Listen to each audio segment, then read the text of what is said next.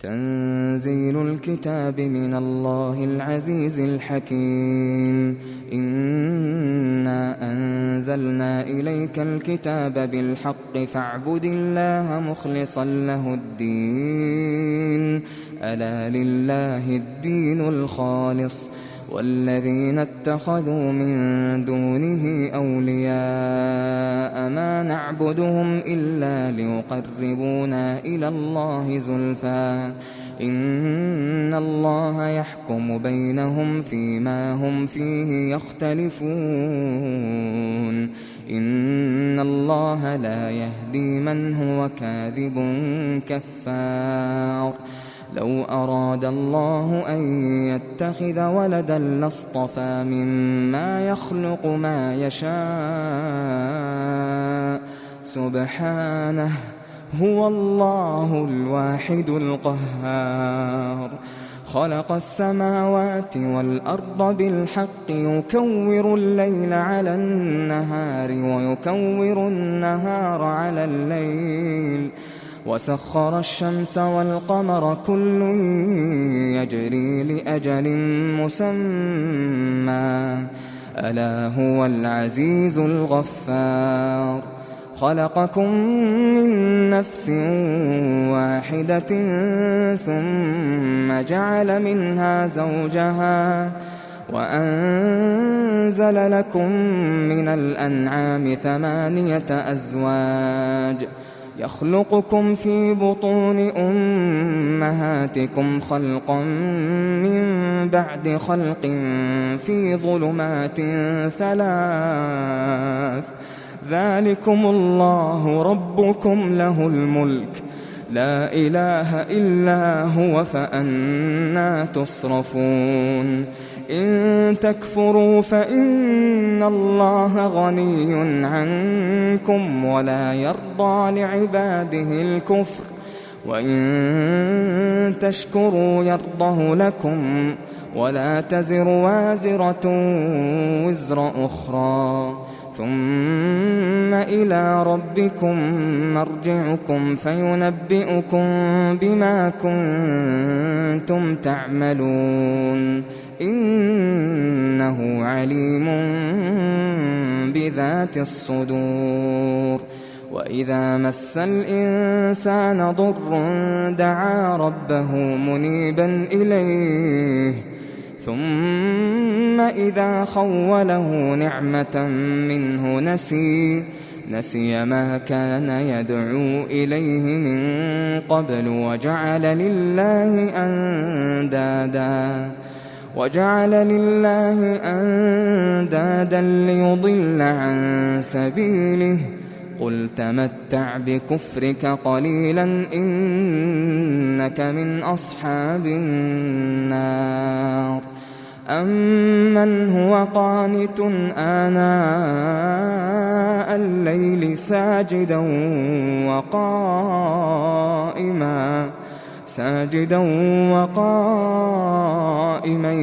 يحذر الآخرة ويرجو رحمة ربه. قل هل يستوي الذين يعلمون والذين لا يعلمون؟ إنما يتذكر أولو الألباب. قل يا عبادي الذين آمنوا اتقوا ربكم للذين أحسنوا في هذه الدنيا حسنة وأرض الله واسعة إنما يوفى الصابرون أجرهم بغير حساب. قل إني أمرت أن أعبد الله مخلصا له الدين وأمرت لأن أكون أول المسلمين. قل إني أخاف إن عصيت ربي عذاب يوم عظيم. قل الله أعبد مخلصا له ديني فاعبدوا ما شئتم من دونه. قل إن الخاسرين الذين خسروا أنفسهم وأهليهم يوم القيامة ألا ذلك هو الخسران المبين. لهم من فوقهم ظلل من النار ومن تحتهم ظلل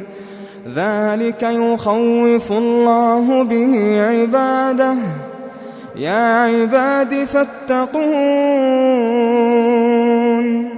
والذين اجتنبوا الطاغوت أن يعبدوها وأنابوا إلى الله لهم البشرى فبشر عباد الذين يستمعون القول فيتبعون أحسنه أولئك الذين هداهم الله وأولئك هم أولو الألباب أفمن حق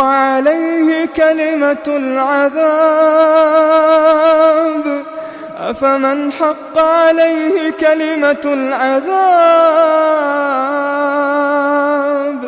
أفأنت تنقذ من في النار لكن الذين اتقوا ربهم لهم غرف من فوقها غرف مبنية تجري من تحتها الأنهار وعد الله لا يخلف الله الميعاد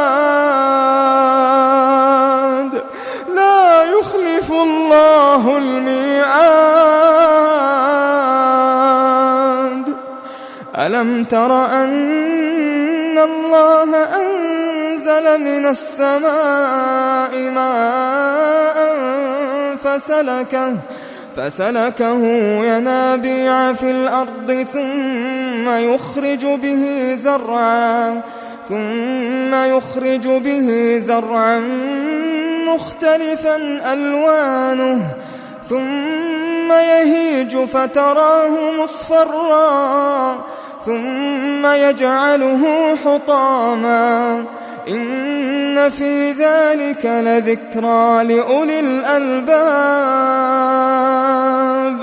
أفمن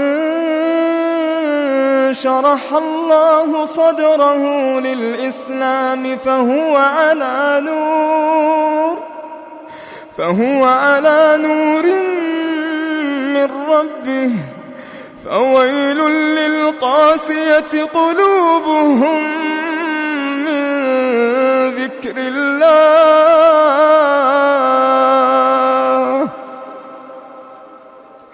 أولئك في ضلال مبين الله نزل أحسن الحديث كتابا متشابها مثانية تقشعر منه جلود الذين يخشون ربهم ثم تلين جلودهم وقلوبهم إلى ذكر الله ذلك هدى الله يهدي به من يشاء ومن يضلل الله فما له من هاد أفمن يتقي بوجهه سوء العذاب يوم القيامة وقيل للظالمين ذوقوا ما كنتم تكسبون كذب الذين من قبلهم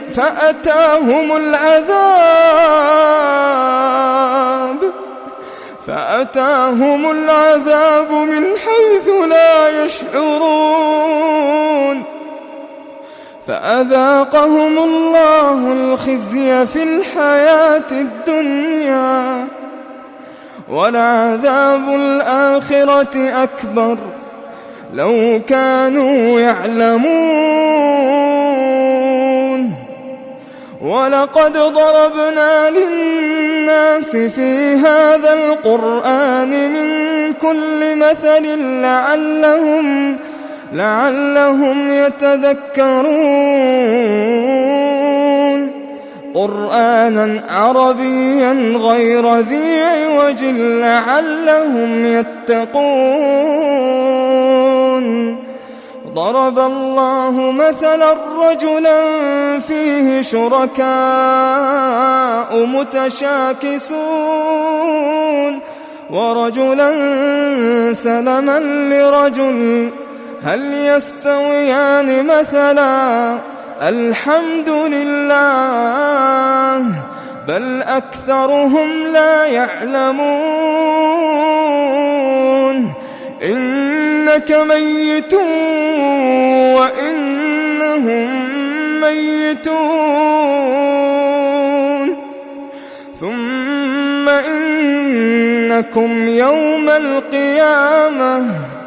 ثم إنكم يوم القيامة عند ربكم تختصمون فمن أظلم ممن كذب على الله وكذب بالصدق إذ جاءه أليس في جهنم مثوى للكافرين والذي جاء بالصدق وصدق به أولئك هم المتقون لهم ما يشاءون عند ربهم ذلك جزاء المحسنين ليكفر الله عنهم أسوأ الذي عملوا ويجزيهم أجرهم بأحسن الذي كانوا يعملون أليس الله بكاف عبده ويخوفونك بالذين من دونه ومن يضلل الله فما له من هاد ومن يهد الله فما له من مضل أليس الله بعزيز ذي انتقام ولئن سألتهم من خلق السماوات والأرض ليقولن الله قل أفرأيتم ما تدعون من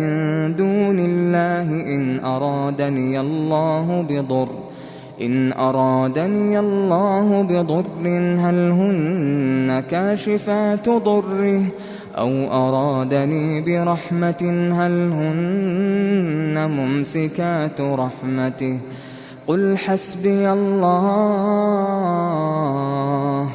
قل حسبي الله عليه يتوكل المتوكلون قل يا قوم اعملوا على مكانتكم إني عامل فسوف تعلمون من يأتيه عذاب يخزيه ويحل عليه عذاب مقيم إنا أنزلنا عليك الكتاب للناس بالحق فمن اهتدى فلنفسه ومن ضل فإنما يضل عليها وما أنت عليهم بوكيل الله يتوفى الأنفس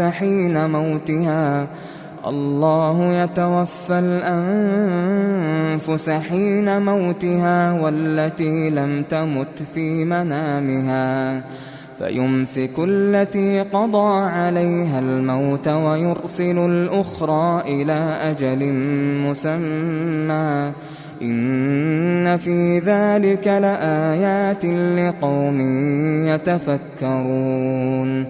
الله يتوفى الأنفس حين موتها والتي لم تمت في منامها فيمسك التي قضى عليها الموت ويرسل الأخرى إلى أجل مسمى إن في ذلك لآيات لقوم يتفكرون أم اتخذوا من دون الله شفعاء قل أولو كانوا لا يملكون شيئا ولا يعقلون قل لله الشفاعة جميعا له ملك السماوات والأرض ثم إليه ترجعون وإذا ذكر الله وحده اشمأزت قلوب الذين لا يؤمنون بالآخرة وإذا ذكر الذين من دونه إذا هم يستبشرون قل اللهم فاطر السماوات والأرض عالم الغيب والشهادة أنت تحكم بين عبادك فيما كانوا فيه يختلفون ولو أن للذين ظلموا ما في الأرض جميعا ومثله معه لافتدوا به من سوء العذاب يوم القيامة وبدا لهم من الله ما لم يكونوا يحتسبون وبدا لهم سيئات ما كسبوا وحاق بهم ما كانوا به يستهزئون فإذا مس الإنسان ضر دعانا ثم إذا خولناه نعمة منا قال إنما أوتيته على علم بل هي فتنة ولكن أكثرهم لا يعلمون قد قالها الذين من قبلهم فما أغنى عنهم ما كانوا يكسبون فأصابهم سيئات ما كسبوا والذين ظلموا من هؤلاء سيصيبهم سيئات ما كسبوا وما هم بمعجزين أولم يعلموا أن الله يبسط الرزق لمن يشاء ويقدر إن في ذلك لآيات لقوم يؤمنون قل يا عبادي الذين أسرفوا على أنفسهم لا تقنطوا من رحمة الله إن الله يغفر الذنوب جميعا إنه هو الغفور الرحيم وأنيبوا إلى ربكم وأسلموا له من قبل أن يأتيكم العذاب ثم لا تنصرون واتبعوا أحسن ما أنزل إليكم من ربكم من قبل أن يأتيكم العذاب بغتة وأنتم لا تشعرون أن تقول نفس يا حسرة على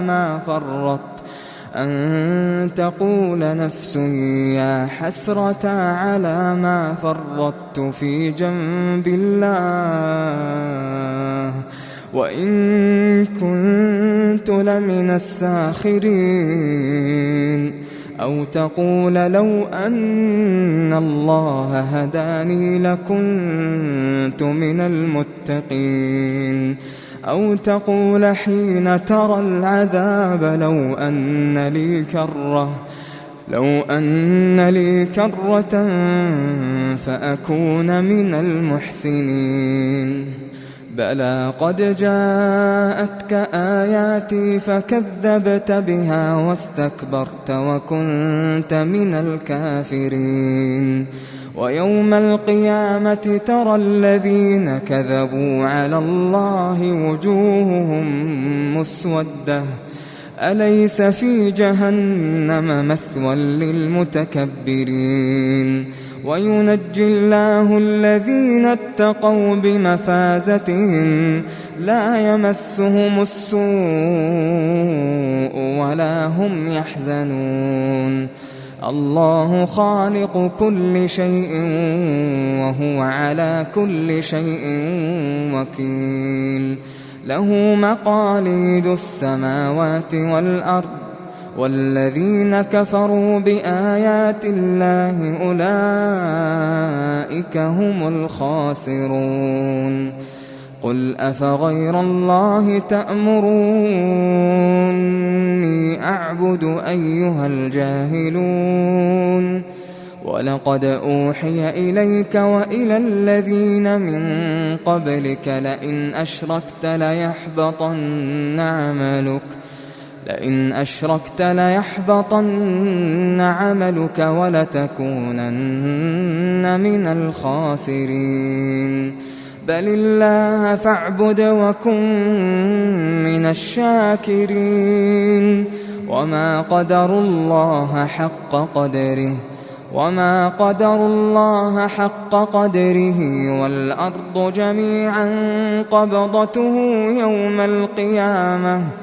والأرض جميعا قبضته يوم القيامة والسماوات مطويات بيمينه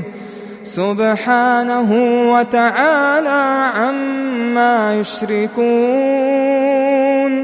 ونفخ في الصور فصعق من في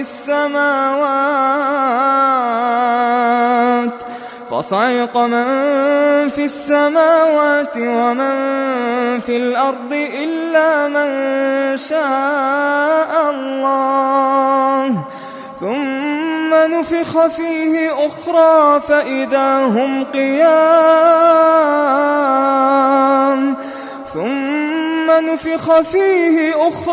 فإذا هم قيام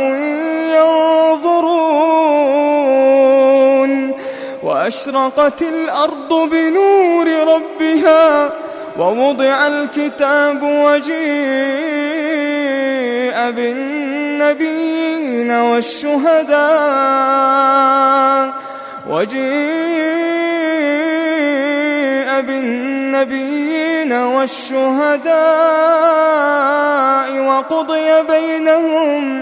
وقضي بينهم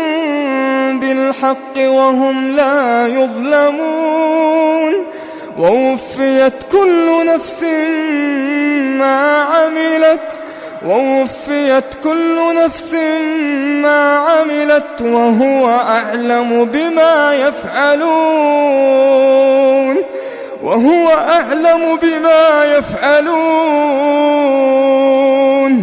وسيق الذين كفروا إلى جهنم زمرا حتى إذا جاءوها فتحت أبوابها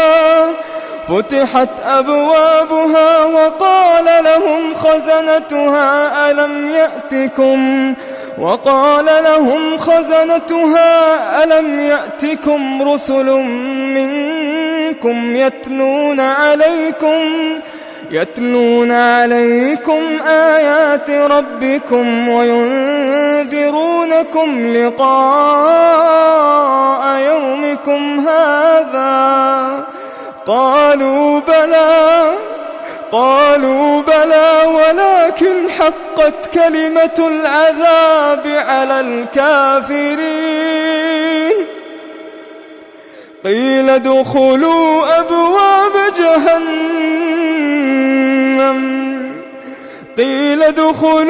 أبواب جهنم خالدين فيها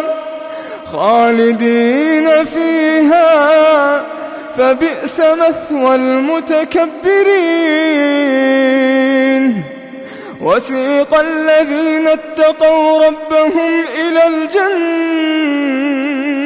زمرا حتى إذا جاءوها وفتحت أبوابها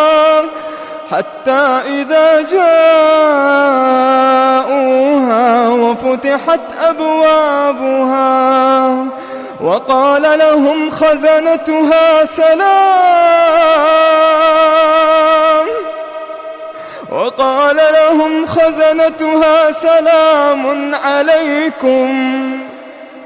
طبتم فادخلوها خالدين سلام عليكم طبتم فادخلوها خالدين وقالوا الحمد لله الذي صدقنا وعده وأورثنا الأرض نتبوأ من الجنة حيث نشاء فنعم أجر العاملين وترى الملائكة حافين من حول العرش يسبحون بحمد ربهم وقضي بينهم بالحق وقيل الحمد لله رب العالمين.